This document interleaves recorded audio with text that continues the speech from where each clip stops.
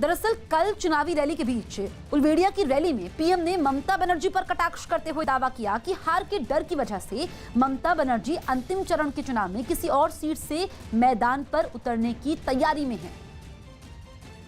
आखिरी तबक्का जो है उसके चुनाव के नामांकन अभी बाकी है। जरा बताइए ये अफवाह में कितनी सच्चाई है। यहां जो लोगों में कानाफूसी चल रही है कि आप अचानक किसी एक सीट पर आखिर में फॉर्म भरने जा रही हो, क्या ये सच्चाई है क्या दीदी? पहली बार आप वहां गई, वहां की जनता ने दिखा दिया। अब कहीं और जाओगी, ये बंगाल के लोग तैयार बैठे हैं। टीएमसी ने ट्वीट करते हुए लिखा कि दीदी नंदीग्राम से जीत रही हैं। उनके दूसरी किसी सीट से चुनाव लड़ने का कोई सवाल नहीं है। पीएम मोदी जी लोगों को गुमराह करने की कोशिशें छोड़ दीजिए। इससे पहले कि वो बंगाल में नामांकन के आखिरी दिन आपका झूठ पकड़ लें। 2024 में आपको चुनौती मिलेगी, इसलिए अपने लिए सुरक्षित सीट खोज लें। In the middle of an election, saying that Mamata Banerjee will fight a second one because it's on the 6th of April is the next day for closing nominations. If they are so much in love with Bengal, then why don't Modi ji or Amit Shah ji consider filing a nomination for the last phase? We welcome them. Come fight. TMC को surrender करना चाहिए। और मुझे तो दूसरी खबर मिली है विश्वस्त सूत्रों से कि दीदी अब जा रही हैं बंगाल के किसी दूसरे विधानसभा से नामांकन करने के लिए, क्योंकि नंदीग्राम में उन्हें साफ तौर पे हार दिख गया है। इसलिए कोई बड़ी बात नहीं कि फोर्थ जो चरण 8वां चरण है उसमें से किसी विधानसभा को ये चिन्हित करके वहाँ नामांकन करें। ये हार के डर से ये काम कर रहे हैं। टीएमसी सांसद महुआ मोइत्रा ने भी बीजेपी पर निशाना साधते हुए ट्वीट किया और लिखा कि दूसरी सीट से लड़ेंगी। पीएम मोदी ने ममता बनर्जी को जगा दिया है। हाँ प्रधानमंत्री जी, वो लड़ेंगी और दूसरी सीट वाराणसी होगी, इसलिए आप अपने हथियार तैयार कर लें। दिल्ली के रानीबाग इलाके से रोंगटे खड़े कर देने वाली एक तस्वीर सामने आई, जहां सब्जी मंडी में लगी आग में 40 से ज्यादा दुकानें जलकर राख हो गई। ये भीषण आग शॉर्ट सर्किट की वजह से लगी, जिसने पलक झपकते ही वहां तबाही मचा दी और एक एक कर वहां की सभी दुकानों को अपनी गिरफ्त में लेती चली गई। हवा की वजह से आग इतनी तेजी से भड़की कि पूरे इलाके में अफरा तफरी मच गई। आग में सुलगती दुकानों से ऊंची लपटें उठती दिखाई दी। इस दौरान वहां मौजूद लोग खुद ही उसे बुझाने में जुट गए और वो बाल्टियों से लपटों पर पानी डालने लगे। थोड़ी देर बाद वहां फायर ब्रिगेड के लोग भी पहुंच गए और तब जाकर आग बुझाई जा सकी, लेकिन तब तक इससे काफी बर्बादी हो चुकी थी। आग बुझने के बाद भी काफी देर तक धुआं पूरे इलाके में छाया रहा। हालांकि राहत की बात यह रही कि इस हादसे में कोई घायल नहीं हुआ। इस वक्त की बड़ी खबर जम्मू कश्मीर के पुलवामा से आ रही है। पुलवामा में सुरक्षा बल ने मुठभेड़ में एक आतंकी को मार गिराया है। पुलवामा के काकपोरा इलाके में रात से ही मुठभेड़ चल रही है। सुरक्षा बल ने पूरे इलाके की घेराबंदी कर ली है और मुठभेड़ अब भी जारी है। अभी 2 से 3 और आतंकवादी घिरे हुए हैं और पुलवामा में एक आतंकी मारा गया है। सुरक्षा बल को कामयाबी मिली है। रात से ही वहां पर मुठभेड़ चल रही है, अभी भी मुठभेड़ जारी है और जानकारी ये मिल रही है कि 2 से 3 आतंकवादी अभी भी वहां पर छिपे हुए हैं। उत्तर प्रदेश के लखीमपुर खीरी से दिल दहला देने वाला एक वीडियो सामने आया। वहां एक तेज रफ्तार कार ने एक बच्ची को जोरदार टक्कर मार दी। हादसा तब हुआ जब वो बच्ची अपने पिता के पीछे दौड़कर सड़क पार कर रही थी, लेकिन तभी एक तेज रफ्तार कार वहां पहुंची और उसने बच्ची को टक्कर मार दी। इससे पहले उस बच्ची का पिता सड़क पर खड़े एक मोटरसाइकिल सवार से बात करता नजर आया। कुछ देर बाद वो सड़क के दूसरी तरफ जाने लगा। पिता को देख बच्ची भी दौड़कर सड़क पार करने लगी, लेकिन तभी एक तेज रफ्तार कार ने उसे चपेट में ले लिया। टक्कर के बाद भी ड्राइवर ने कार नहीं रोकी और वो बच्ची को कुचलते हुए वहां से कार समेत भाग निकला। हादसे के बाद वहां मौजूद लोग तेजी से भागकर वहां पहुंचे और बुरी तरह जख्मी बच्ची को उठाने लगे। हालांकि बच्ची की जान नहीं बचाई जा सकी। पूर्वी दिल्ली नगर निगम पर मोटा जुर्माना लगाया गया। दिल्ली पोल्यूशन कंट्रोल कमेटी ने पूर्वी दिल्ली नगर निगम पर 40 लाख का जुर्माना लगाया। निगम पर गाजीपुर के पास कूड़े के ढेर में आग लगने के मामले में ये जुर्माना किया गया। कुछ दिन पहले गाजीपुर के कूड़े के ढेर में आग लगी थी, जिस पर दिल्ली के पर्यावरण मंत्री गोपाल राय ने जांच के आदेश दिए थे। इस जांच रिपोर्ट में दिल्ली पोल्यूशन कंट्रोल कमेटी ने पूर्वी दिल्ली नगर निगम पर लापरवाही के आरोप लगाए थे। कोरोना का हॉटस्पॉट बनी मुंबई में एक नई चुनौती खड़ी हो गई। वहां 10 साल के बच्चों से लेकर 20 साल तक के युवा भी कोरोना से बीमार होने लगे हैं। 10 से लेकर 20 उम्र के बच्चों को भी अब कोरोना हो रहा है। ऐसे 10% बच्चे हैं जिनको कोरोना वायरस ने अपने चपेटे में ले लिया है।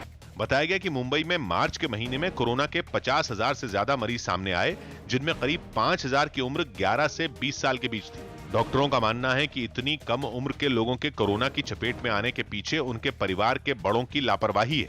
हम खुद इन्फेक्शन अगर घर पे लेके जाएंगे तो कभी ना कभी ये तो आशंका रहती है कि आपके बच्चे भी इन्फेक्ट हो जाएंगे।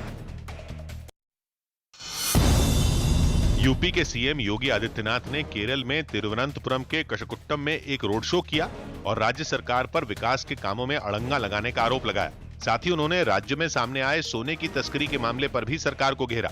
यूडीएफ और एलडीएफ यहाँ के विकास को बाधित करने वाली और आस्था को आहत करने वाली है। केंद्रीय मंत्री अनुराग ठाकुर ने संसद भवन परिसर में कोरोना वैक्सीन की पहली डोज लगवाई। साथ ही उन्होंने आम लोगों से भी बड़ी संख्या में टीका लगवाने की अपील की। चुनाव आयोग ने नंदीग्राम के बयाल पोलिंग बूथ पर मतदान रोके जाने की बात से इनकार किया है। इसी मतदान के समय इसी बूथ पर हंगामा हुआ था और दावा किया गया कि ममता बनर्जी का भी घेराव किया गया। इस मामले में ममता बनर्जी ने एक लिखित शिकायत भी चुनाव आयोग को भेजी है, जिसके बाद चुनाव आयोग ने स्पेशल जनरल ऑब्जर्वर से शाम 6 बजे तक रिपोर्ट मांगी है। इस बीच बयाल पोलिंग बूथ से जनरल ऑब्जर्वर ने जो रिपोर्ट भेजी है उसके मुताबिक किसी भी समय मतदान को रोका नहीं गया। खुद ममता बनर्जी भी इस बूथ पर करीब 1.5 घंटे रुकी थी। मेक्सिको के बागा कैलिफोर्निया में कोरोना की वजह से पर्यटन कारोबार को हुए नुकसान की भरपाई के लिए अब व्हेल की मदद ली जा रही। मेक्सिको का यह इलाका ग्रे व्हेल के लिए काफी मशहूर है, जिन्हें देखने के लिए हर साल बड़े पैमाने पर सैलानी जुटते थे। महामारी की वजह से वहां लंबे वक्त तक समंदर में जाने या बोटिंग पर रोक लगी रही। लेकिन इन पाबंदियों को कोरोना के मरीजों की संख्या में कमी आने के बाद हटा लिया गया। वहां से जो तस्वीरें सामने आई उनमें सैलानी कई ग्रे व्हेल के साथ जमकर मस्ती करते नजर आए। वो नाव के आसपास तैर रही कई व्हेल के साथ खेलते भी दिखे। वहीं तैरते तैरते एक ग्रे व्हेल उनके इतने करीब आ गई कि कुछ सैलानियों ने हाथ बढ़ाकर उसे छू भी लिया।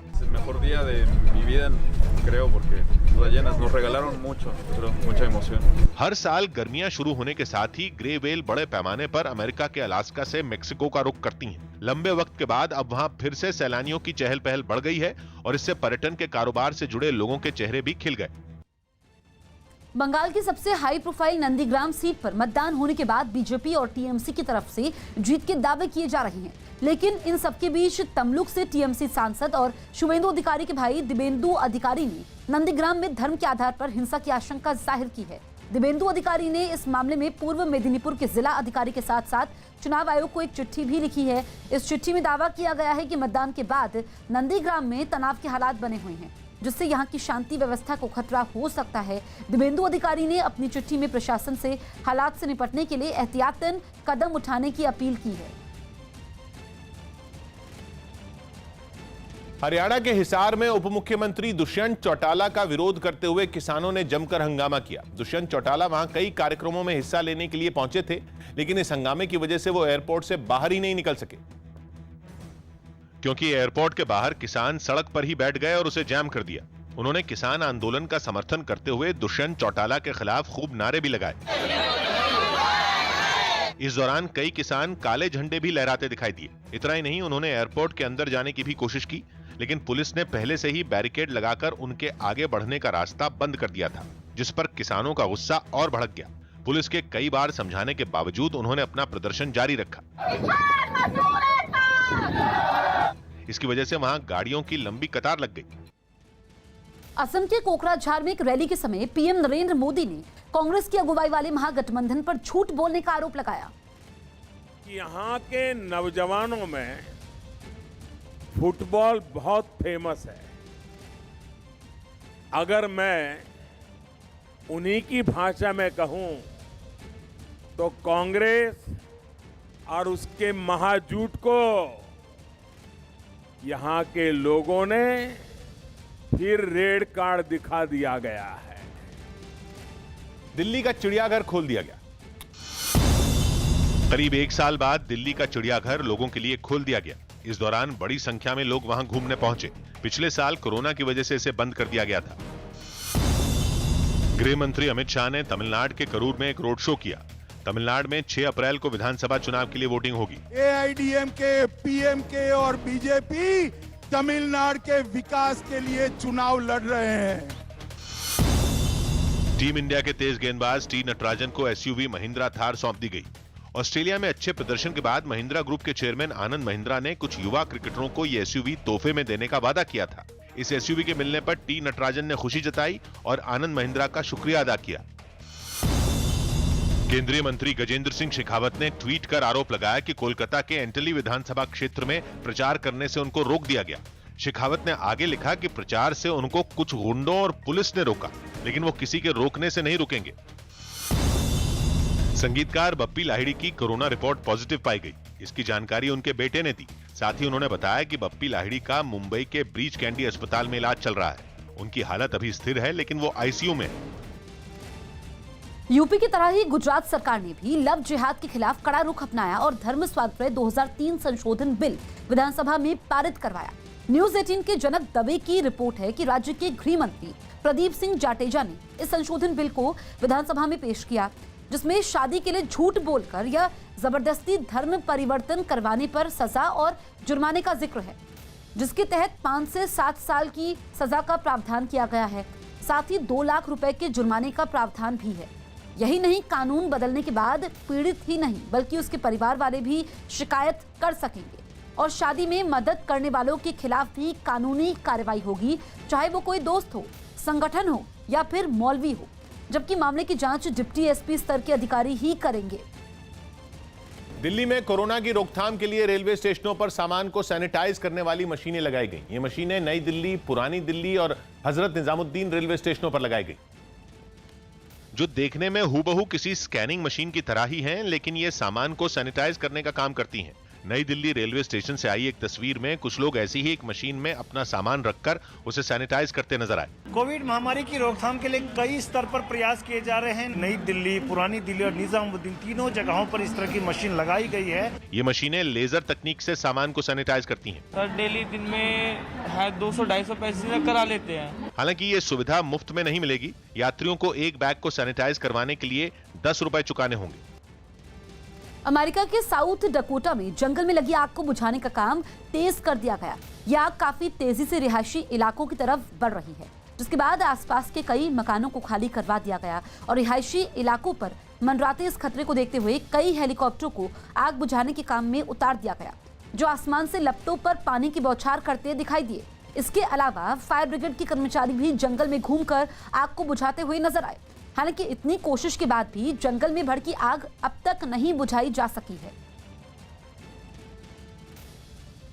उत्तर प्रदेश के फतेहपुर में पुलिस अवैध शराब के कारोबार पर शिकंजा कसने के लिए ड्रोन की मदद ले रही है। बताया गया कि पुलिस ने ड्रोन का इस्तेमाल कर पिछले 1 महीने में ही कई बड़ी कार्रवाई कर डाली, जिसकी कुछ तस्वीरें भी सामने आई। एक तस्वीर में पुलिस की टीम ड्रोन से पूरे इलाके की निगरानी करती नजर आई। ड्रोन से मिली तस्वीरों के आधार पर इस टीम ने छापेमारी की और अवैध शराब के एक बड़े कारोबारी को धर दबोचा। वहां से पुलिस को भारी मात्रा में कच्ची शराब भी मिली, जिसे जमीन पर बहा दिया गया। इसी तरह कई दूसरे इलाकों में भी पुलिस ड्रोन की मदद से नशे का काला कारोबार चलाने वालों तक पहुँच गयी। बरामदगी हुई है, उसमें ड्रोन का इसमें अहम भूमिका रही है। बताया गया कि ड्रोन का इस्तेमाल करने की वजह से पुलिस अवैध शराब के कई कारोबारियों को पकड़ने में कामयाब रही, जिनके पास से भारी मात्रा में अवैध शराब और शराब बनाने में इस्तेमाल होने वाले उपकरण भी बरामद किए गए।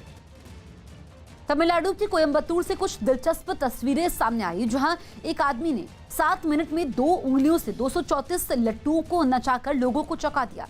अपना हुनर दिखाने के साथ ही इस आदमी ने AIADMK पार्टी के लिए वोट भी मांगा और एक के बाद एक बेहद तेजी से लट्टुओं को नचाकर वहां मौजूद लोगों को हैरान कर दिया। वो फुर्ती से सभी लट्टुओं को नचाता रहा और लोग टकटकी लगाए उसे देखते रहे। उस आदमी ने लोगों से आने वाले विधानसभा चुनावों में AIADMK को जिताने के लिए उन्हें वोट देने की अपील की है। महाकाल मंदिर में एक दिन में 6000 श्रद्धालु ही दर्शन कर पाएंगे। उज्जैन में कोरोना खतरे की वजह से महाकाल मंदिर में श्रद्धालुओं की संख्या फिर कम कर दी गई। अब वहां एक दिन में 12000 के बजाय 6000 लोग ही दर्शन कर पाएंगे। इसके अलावा सभी श्रद्धालुओं को दर्शन के लिए पहले से बुकिंग करवानी होगी। जो 12000 श्रद्धालु हमारे होते थे, जो प्री बुकिंग के आधार पर दर्शन कराते थे, उनको कम करके हम लोग 6000 कर रहे हैं। उत्तर प्रदेश के शामली में अपने छोटे कद की वजह से सुर्खियों में आए अजीम मंसूरी की शादी तय हो गई। उनके परिवार ने बताया कि मेरठ की रहने वाली बुशरा से उनका रिश्ता पक्का हो गया है और 1 साल बाद इन दोनों की शादी होगी। इससे पहले 2 फीट 3 इंच के कद के अजीम शादी न होने पर पुलिस से मदद मांगने पहुंच गए थे। आईपीएल से ठीक पहले केकेआर के क्रिकेटर नीतीश राणा के लिए अच्छी खबर आई। उनकी कोरोना रिपोर्ट नेगेटिव आई। पिछले महीने मुंबई में वो कोरोना पॉजिटिव पाए गए थे, जबकि उनमें कोरोना के लक्षण नहीं थे। देश में कोरोना के बढ़ते मरीजों की संख्या को देखते हुए जम्मू कश्मीर में भी सख्ती बढ़ा दी गई। वहां सड़क के रास्ते पंजाब और दूसरे राज्यों से आने वाले लोगों की कोरोना जांच शुरू कर दी गई। जांच रिपोर्ट नेगेटिव आने पर ही उन्हें जम्मू कश्मीर में दाखिल होने दिया जा रहा है। फिर कोरोना अपने पांव पसारने लगा है। जितनी भी गाड़ियां पंजाब से जम्मू कश्मीर में दाखिल हो रही हैं, उनके जो फॉर्म भरे जा रहे हैं, टेस्ट हो रहे हैं। सरकार के इस कदम पर कुछ लोगों ने अपनी नाराजगी भी जाहिर की। सरकार का ये रवैया है वो दूसरी स्टेट से जो आ रहे हैं उनके प्रति अच्छा नहीं है। इस वक्त की बड़ी खबर कोरोना वैक्सीनेशन से जुड़ी हुई। एक दिन में वैक्सीन लगाने का नया रिकॉर्ड बना है। कल पूरे देश में 36,71,000 लोगों को वैक्सीन लगाई गई। अब तक देश में करीब 7 करोड़ वैक्सीन डोज लगाई जा चुकी है, तो ये रिकॉर्ड बना है। कल 36 लाख वैक्सीन लगी है। रवि हमारे सहयोगी फोन लाइन पर मौजूद है। रवि, एक तरफ फिर से कोरोना का कहर देखा जा रहा है, दूसरी तरफ वैक्सीनेशन का नया रिकॉर्ड, ये खबर राहत देने वाली है। वैक्सीनेशन की संख्या बढ़ाई जा रही है और केंद्रीय स्वास्थ्य मंत्रालय का यही टारगेट है। और लास्ट टाइम यानी कि पिछली बार जो सबसे बड़ा आंकड़ा था वो 22 मार्च का था, जिसमें 34,28,000 डोज जो वैक्सीन की दी गई थी। और जो मेरे स्वास्थ्य मंत्रालय के अधिकारियों से बात हुई और आने वाले दिनों में 50 लाख का जो टारगेट रखा गया है कि रोजाना लोगों को वैक्सीन की डोज दी जाएगी। और सबसे बड़ी बात यह है कि 1 अप्रैल यानी कि एक दिन पहले ही जब से 45 साल से ऊपर के लोगों को वैक्सीनेशन करना शुरू हुआ है, उसके बाद से ही इसकी तादाद बढ़ी है। तो अब एक बड़ा वो तबका है जिनको वैक्सीन की खुराक दी जा रही है और 45 साल से ऊपर के लोगों की संख्या 34 करोड़ से ज्यादा है। तो जाहिर सी बात है कि राज्यों को यही बार बार कहा जा रहा है कि ज्यादा संख्या में वैक्सीन बिल्कुल, तो कोरोना वैक्सीनेशन में तेजी देखी जा रही है और कल 36,71,000 लोगों को वैक्सीन लगी है, जो कि रिकॉर्ड है। बढ़ते हैं आगे। पीएम नरेंद्र मोदी ने ममता बनर्जी के यूपी और बिहार से गुंडे वाले बयान पर तीखा पलटवार किया। पश्चिम बंगाल के जयनगर की चुनावी रैली में उन्होंने इसे यूपी और बिहार वालों का अपमान बताया। दीदी, जिस तरह यूपी और बिहार के लोगों के खिलाफ दुश्मनी की भाषा बोल रही है, भारत का संविधान आपको इसकी इजाजत नहीं देता कि आप दूसरे राज्यों के लोगों का इस तरह अपमान करें। देश के कुछ राज्यों में खेतों में आग लगने से खड़ी फसलें जलकर राख हो गई।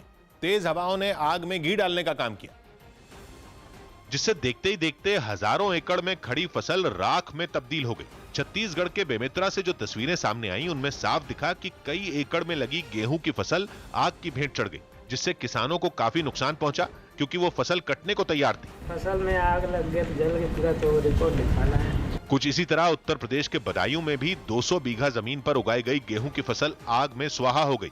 आग लगते ही किसान वहां जुट गए। आग को पानी डालकर बुझाने का काम शुरू किया गया। आग को फैलने से रोकने के लिए उन किसानों ने जुताई भी की, फिर भी कई किसानों की फसल इस घटना में राख हो गई। कोरोना के बढ़ते खतरे को देखते हुए राजधानी दिल्ली में 8वीं क्लास तक के स्कूल फिर बंद कर दिए गए। न्यूज़ 18 के दीपक रावत की रिपोर्ट है कि दिल्ली सरकार ने 8वीं क्लास तक के सभी छात्रों के लिए स्कूल बंद रखने का आदेश जारी किया।